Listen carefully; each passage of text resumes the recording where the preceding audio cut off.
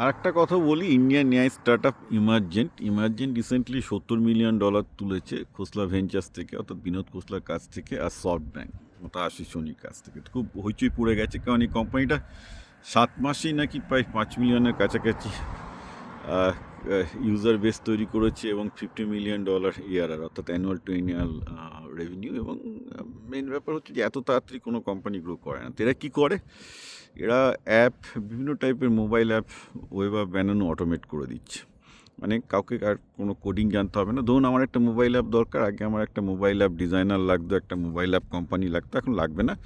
আমি শুধুমাত্র যেটা বানাতে চাই সেটা ক্লিয়ার কাট ইনস্ট্রাকশান দিলেই আমি মোবাইল অ্যাপটা পেয়ে যাব, কোম্পানি করে দেবে, ইনস্টল করে, রাইট, ফুললি অটোমেটেড ওয়ার্কফ্লো। এরকম কোম্পানি এর আগেও এসছে, যদিও তারা 2 নম্বরই করেছে, ফেসে গেছে। তবে এই কোম্পানিটা নিশ্চয়ই প্রোডাক্ট কাজ করছে, নাহলে এত ইয়ার হবে কী করে। তো ব্যাপারটা হচ্ছে যে একটা জিনিস এখানে যেটা চিন্তা করার আছে, ধরুন এই কোম্পানিটাতে খুব বেশি হলে 100 জন কাজ করে, রাইট, কিন্তু এরা যে কাজটা করছে আজ, তার জন্য কিন্তু প্রায় 1 লাখের কাছে ভারতের ছোটো ছোটো কোম্পানিতে যারা কাজ করে, মোবাইল অ্যাপ ইত্যাদি করেই সাধারণত লোকজন শেখে টেকনোলজিগুলো। মানে আমি 1 লাখ মোবাইল অ্যাপ কোম্পানি বা ছোটো ছোটো যেসব মোবাইল অ্যাপ কোম্পানি আছে তারা উঠে যাবে, তাদের জন্য অতটা চিন্তিত নয়। কিন্তু সব ছোটো ছোটো মোবাইল অ্যাপ কোম্পানি যেগুলো পাড়ায় বা ছোটো ছোটো কাজ করতো, এখানেই কিন্তু এই ফ্রেশাররা শিখতো অ্যাকচুয়ালি। তো সেই ফ্রেশারদের কাজ শেখার জায়গাটা খুব ছোটো হয়ে যাবে, বা আদৌ হয়তো এই কাজে কোনো ভ্যালু থাকবে না, সেটাও হতে পারে। তো ব্যাপারটা যেটা দাঁড়াচ্ছে, এটা একটা খুব ক্লিয়ার কাট জিনিস যে 100 জন খুব বড়লোক হয়ে যাবে। ধরুন যে 100 জন এমপ্লয়ি আছে, তাদের প্রত্যেকেই 20, 30, 40, 25 কোটি টাকার মালিক হয়ে যাবে যারা স্টার্ট আপ শেয়ারে।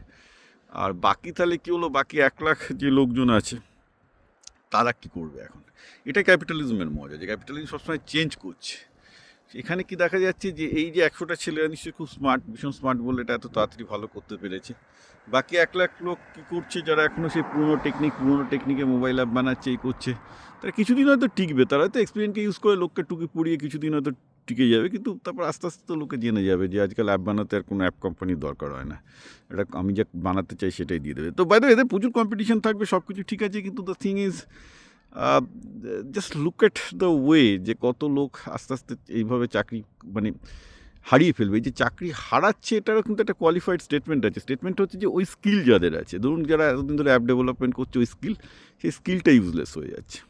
তার বদলে নতুন স্কিল আসছে, নতুন স্কিল কি না, আপনি নিজেই রিকোয়ারমেন্টটা বুঝে অ্যাপটা বানাবেন। অর্থাৎ দেখা যাচ্ছে কি, এক্ষেত্রে কোডিং জানা, সফটওয়্যার ইঞ্জিনিয়ারিং জানার প্রয়োজন হচ্ছে না, মার্কেটটা ভালো করে জানতে হবে। কারণ এখনও পর্যন্ত যেটা হবে, এর পরের স্টেপটা কী হবে, পরের স্টেপটা হবে যে অ্যাপ তো যে কেউ বানিয়ে ফেলতে পারে, ওটা তো ইস্যুই নয়। কারণ আজকাল তো লেখা তো চ্যাটজিপিটির পর যে কেউ, everybody is a writer, right, very good লিখতে পারে, কিন্তু সবার লেখা কি আপনি পড়বেন না।